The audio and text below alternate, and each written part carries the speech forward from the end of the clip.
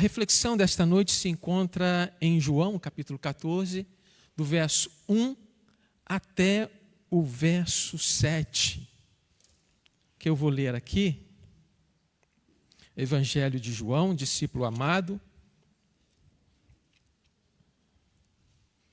Está escrito assim na palavra de Deus: não se turbe o vosso coração.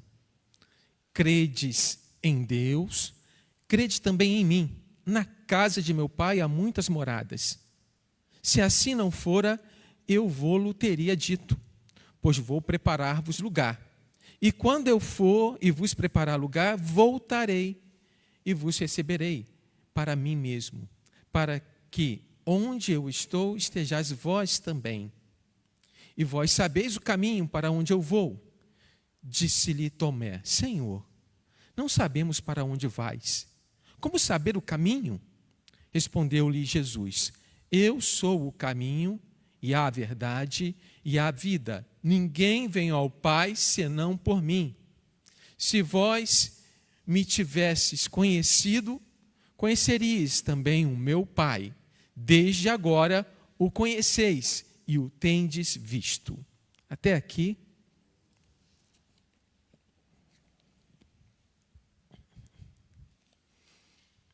Você já teve na vida algum momento de angústia, de preocupação, de ansiedade? E nesses momentos, às vezes, é difícil a gente reconhecer o caminho. O texto de hoje vai apresentar um aconselhamento e uma revelação. Jesus já havia avisado aos seus discípulos que havia um traidor no meio deles, e isto trouxe uma angústia pessoal para Jesus. Além disso, Jesus também revelou que Pedro iria negá-lo 3 vezes antes do cantar do galo. E toda esta situação de traição, porque Jesus seria preso, trouxe profunda comoção no meio dos 11 discípulos, porque Judas já havia saído. Em outras palavras, o mundo dos discípulos estava caindo.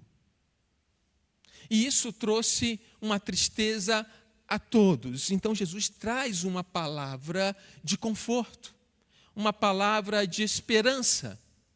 Por isso ele diz: não se turbe o vosso coração. Credes em Deus, credes também em mim. Na casa de meu pai há muitas moradas.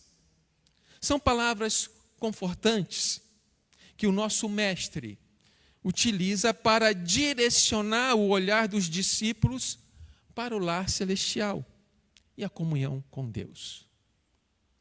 Se você percebeu na liturgia, alguns hinos foram colocados propositalmente, nos remetendo à pátria celestial. E um deles, muito especial, diz: no céu ou no mar, aonde Cristo está, ali é céu para mim. O que eu quero dizer para vocês nesta manhã é que o sofrimento pode ser momentâneo, mas a alegria é eterna. Porque a nossa alegria não está aqui, a nossa alegria está no Senhor. Em Filipenses 4, verso 4, está escrito: alegre-se no Senhor. Outra vez vos digo, alegre-se. Nossa alegria, nossa fonte de alegria, nossa felicidade, nossa satisfação, o shalom, só se encontra em Cristo Jesus. Jesus então tira o foco temporal da mente dos discípulos e leva-os àquilo que é eterno. Em Romanos capítulo 15, verso 13 está escrito: e o Deus da esperança vos encha de todo gozo, ou seja, alegria, e paz no vosso crer, para que sejais ricos de esperança no poder do Espírito. É o Espírito Santo que nos auxilia. Ele é o Consolador, Ele é o Paracleto, Ele que nos lembra da palavra, Ele que coloca a palavra de Deus em nossa boca. Em meio à iminente situação de crise, que situação de crise é essa? Jesus seria preso. O traidor iria beijar Jesus, e os soldados do templo iriam levá-los, ia levar Jesus. E o que ia acontecer com os discípulos? Iriam se dispersar, iriam abandonar Jesus. Então Jesus já está preparando o coração de seus amados discípulos, escolhido um por um. Ou seja, o que Jesus está fazendo, ou está dizendo, é que existe motivos maiores do que os motivos temporais, os motivos terrenos, para a gente se alegrar. Quer ver um motivo para você se alegrar? É o perdão dos seus pecados. Com o sacrifício de Jesus, isto é possível. Com a graça que nos alcançou e com a fé que foi nos concedida.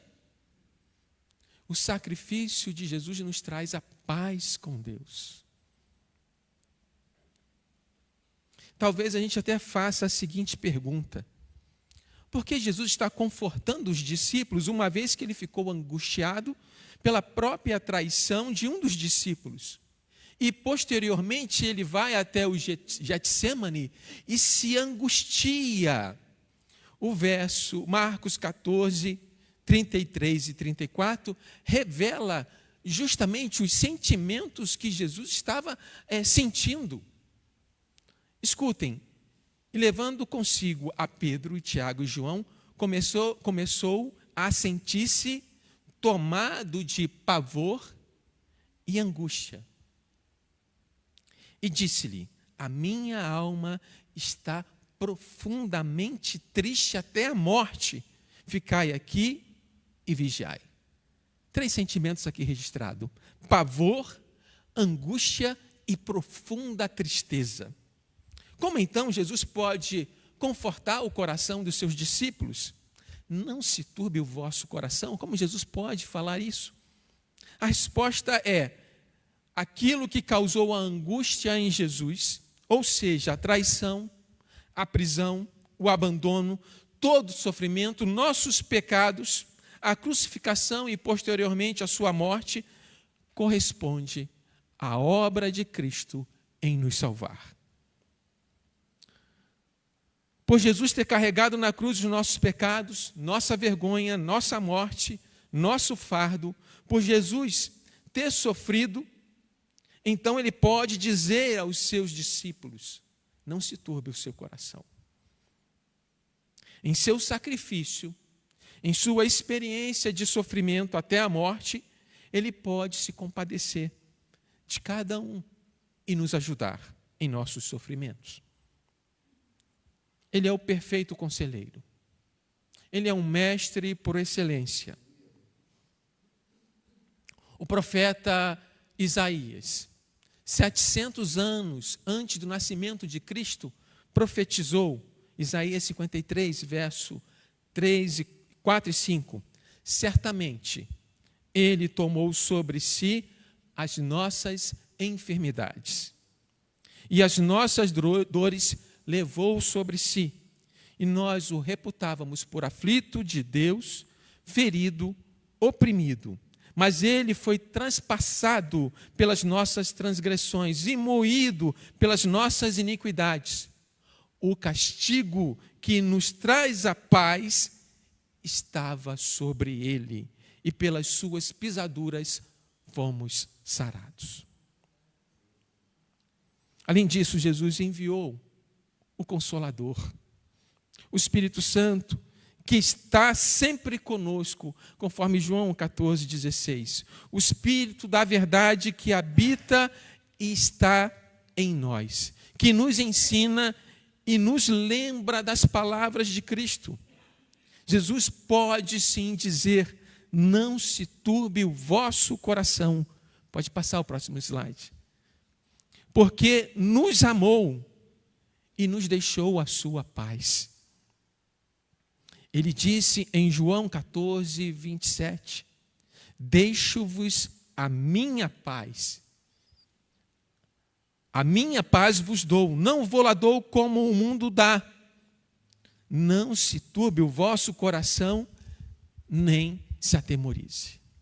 Então Jesus, ele tem propriedade, ele tem autoridade para dizer para cada um de nós, nesta manhã, não fique angustiado, não fique angustiada com as coisas que estão acontecendo em sua volta, as adversidades, as circunstâncias, seja econômica, seja política, seja de enfermidade, seja de relacionamento, seja alguma situação pessoal. Não se turbe.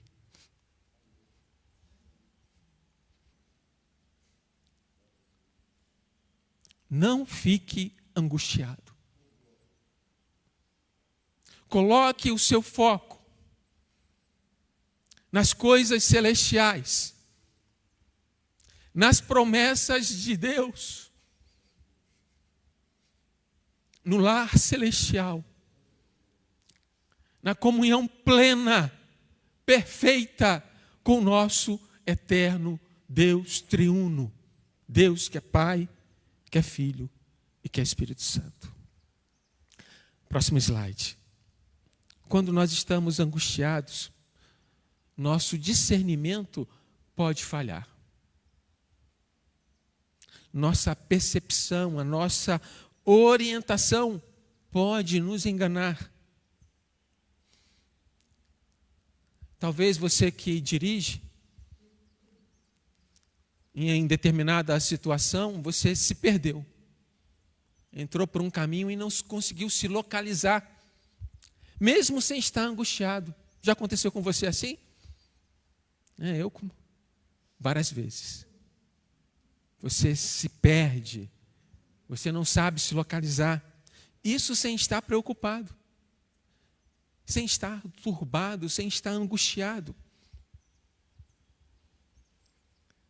Mas Jesus chama os seus discípulos, chama os seus para crerem em Deus e também nele. Deus é o nosso refúgio e a nossa fortaleza e socorro bem presente no momento de tribulação. Certamente os discípulos já conheciam o Salmo 46, mas também eles tiveram conhecimento de Jesus. Estava há 3 anos com Jesus, aprendendo, ouvindo os seus ensinamentos sobre o reino de Deus, mas não só teoricamente. Eles viram os milagres, os sinais do nosso Senhor e Salvador Jesus Cristo. Eles viram a transformação da água em vinho no casamento de Caná da Galileia. Viram a cura de um oficial romano apenas com a palavra de Jesus Cristo. Viram a cura do paralítico no tanque de Betesda. Viu a multiplicação dos pães e dos peixes. Viu Jesus Cristo caminhar sobre a água, curar um cego de nascença e ressuscitar Lázaro. Os discípulos viram tudo isso. E tudo isso deve despertar uma confiança em Cristo, em Deus. Assim, você deve confiar plenamente a sua vida naquele que é todo-poderoso, em Deus, que tem domínio sobre todas as coisas e sobre todas as pessoas. Ele tem domínio sobre tudo. Jesus disse que estava indo para o Pai e que prepararia um lugar para eles e os receberia. Eu quero dizer para você que o nosso destino final, é a casa do nosso Pai. E o nosso Pai é bom, Nosso Pai é perfeito. Na casa do nosso Pai há adoração plena, há alegria plena, completa. Mas Tomé estava confuso. Ele não sabia o caminho. Eu vou fazer uma pergunta para você nesta manhã.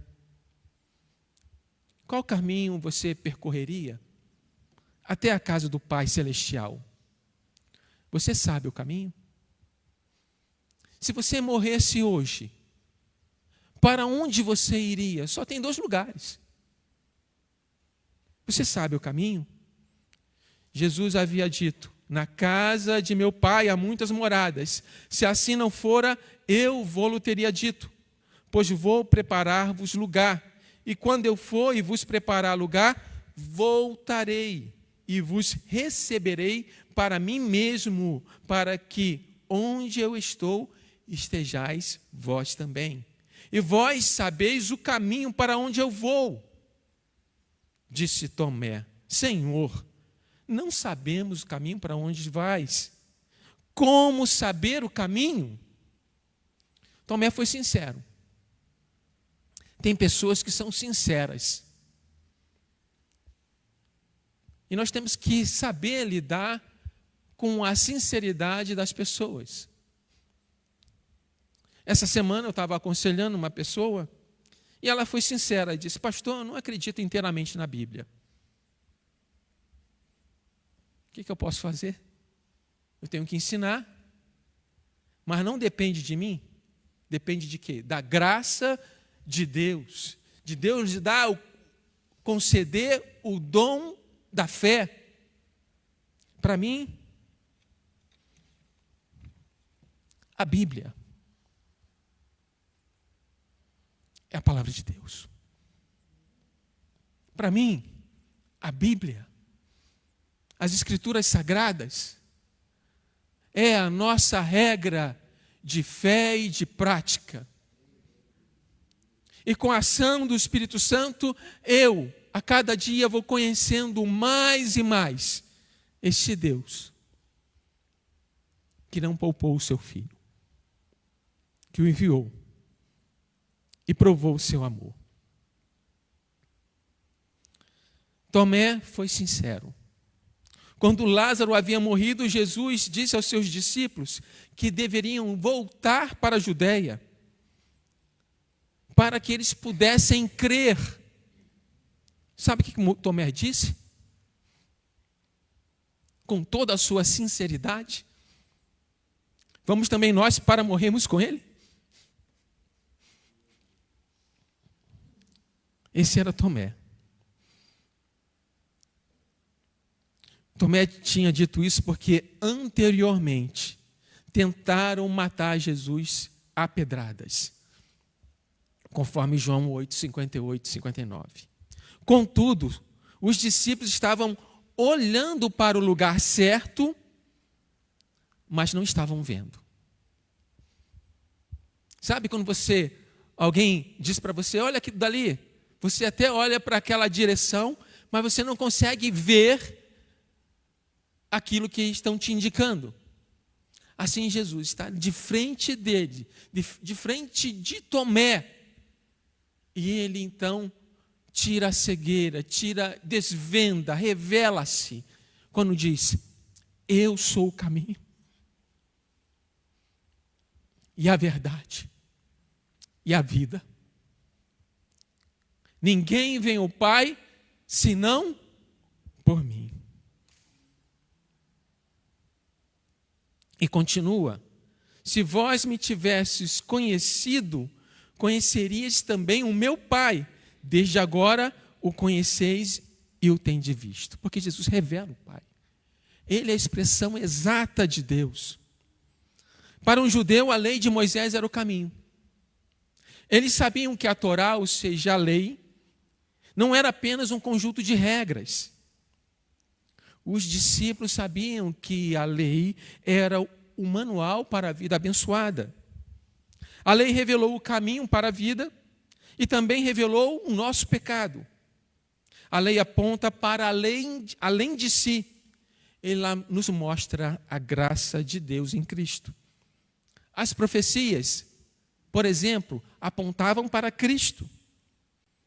João Batista fez justamente isso quando disse: eis o Cordeiro de Deus, que tira o pecado do mundo.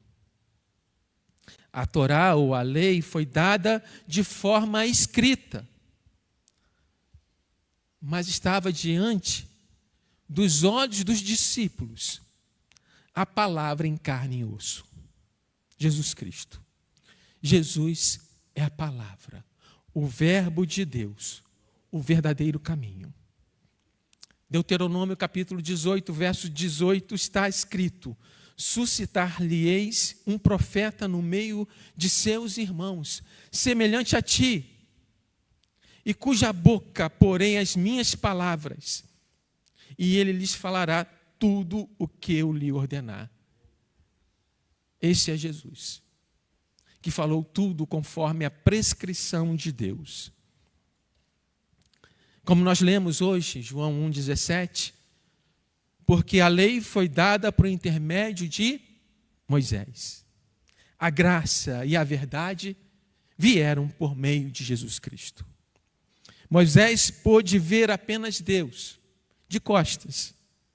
Não viu a face de Deus, mas o Senhor Jesus Cristo, eterno, viu e está ao lado de Deus, intercedendo por nós, face a face. Jesus é a palavra viva, o verbo que se fez carne e que nos revela o Pai, que nos faz conhecer este Deus justo, santo e bom. Jesus é esse Cordeiro de Deus que tira o pecado do mundo. Jesus transformou a água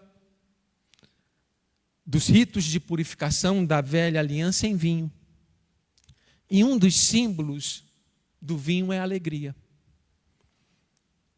Jesus transforma a nossa vida quando somos alcançados pela graça de Deus e vivemos pela fé. Da mesma forma que Moisés levantou uma serpente no deserto, para que quando as pessoas olhassem, fossem curadas, Jesus foi levantado no madeiro, para que nós olhássemos para lá, com fé, e fôssemos curados da maior doença que nós temos, o pecado. Jesus é o verdadeiro pão que desceu do céu e nos dá vida, conforme João 6,35. Declarou-lhe, pois, Jesus: eu sou o pão da vida. O que vem a mim jamais terá fome, e quem crê em mim jamais terá sede. O caminho para o Pai estava diante dos olhos de Tomé, ou seja, o próprio Jesus. Jesus revelou aos seus que ninguém vai ao Pai senão por Ele. Sabemos que quando você quer ir a algum lugar, você pode, hoje tem um Waze. Antigamente tinha aquele guia de estradas, que eu cheguei a usar, e alguns de vocês já usaram isso. Você poderia marcar a sua trajetória e escolher o caminho para chegar em determinado lugar. Você poderia escolher o primeiro caminho, o segundo, o terceiro, conforme o mapa, ou conforme o Waze, que também dá essa oportunidade. Mas para se chegar na presença de Deus, só existe um caminho. Não tem um caminho alternativo. Há uma exclusividade para se chegar a Deus. E é só através de Jesus Cristo. Vamos pensar da seguinte maneira. Se Deus Pai, a fim de nos levar à sua presença, teve que enviar o seu único filho para morrer na cruz, o que pode levar uma pessoa a pensar que pode encontrar um outro caminho? Se Deus não proveu um outro caminho para nos salvar, será que eu encontraria outro caminho? Se Deus não poupou o seu próprio filho antes, por todos nós o entregou, Deus proveu um caminho. Deus proveu o cordeiro. Em outras palavras, quem somos nós para pensar que podemos encontrar outro caminho? O próprio Deus já deixou um mapa escrito em sua palavra. E aqui o mapa é revelado a Tomé. Quando o próprio Jesus Cristo diz: eu sou o caminho. Deus enviou o seu filho para sacrificar-se na cruz. Deus ouviu e viu a sua angústia no Getsêmani, conforme nós já registramos, pavor, angústia e profunda tristeza. Deus ouviu o grito de Jesus na cruz: Pai, por que me abandonaste? Jesus teve que beber o cálice da ira e suportar o juízo que deveria cair sobre todos nós. Apesar de Deus ter visto e ouvido o sofrimento do seu filho, aprove o próprio Deus moeu o seu filho e teve que silenciar-se quando Cristo estava carregando o pecado de todos os seus na cruz. Deus fez isso porque não existia e não existe outro caminho. O único caminho é Jesus Cristo.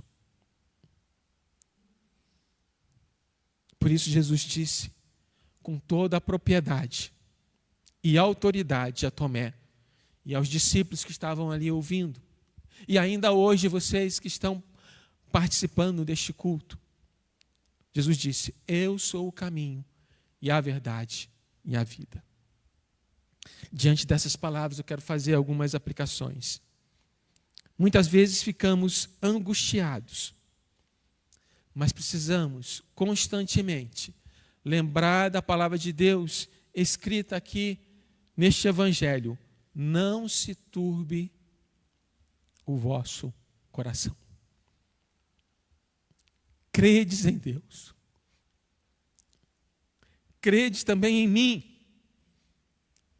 Na casa de meu Pai há muitas moradas.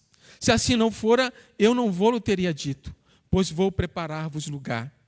E quando eu for e vos preparar lugar, voltarei e vos receberei para mim mesmo, para que onde eu estou, estejais vós também. O nosso destino é a pátria celestial. Os momentos de angústias são momentâneos, mas a alegria é eterna. Devemos nos alegrar no Senhor. Somos chamados a uma comunhão permanente com Deus na sua casa celestial. O sofrimento, as aflições que enfrentamos, elas são passageiras. A alegria é eterna. Na cruz, o nosso Senhor conquistou a paz para nós, o perdão dos pecados, a reconciliação com Deus. Nossa morada é do lado de Cristo, eternamente. E diante das angústias, das circunstâncias, das adversidades, coloque o seu coração naquilo que é eterno. Há motivos maiores para alegrar-se do que para entristecer-se. Lembre-se de 3 coisas. Jesus é o caminho que nós precisamos percorrer aqui, até Ele nos chamar. Jesus é a verdade que precisamos acreditar, viver e anunciar. E só temos vida, por meio do sacrifício de Jesus. Portanto, creia em Deus e em Cristo. Não há outro caminho. Amém. Eterno Deus, te rendemos, ó Pai, graças por tua palavra viva, porque a tua palavra é teu Filho que ressuscitou, está assentado ao teu lado. Tua palavra que nos traz paz e nos conforta, nos confronta, nos edifica. Tua palavra que revela o teu grande amor e a tua graça e o perdão que existe no teu Filho Jesus Cristo. Louvamos-te, Senhor, por ter nos escolhido e ter nos revelado o seu grande propósito de comunhão, de vida eterna e de um único caminho, que é o teu Filho Jesus Cristo. Obrigado, em nome de Jesus. Amém.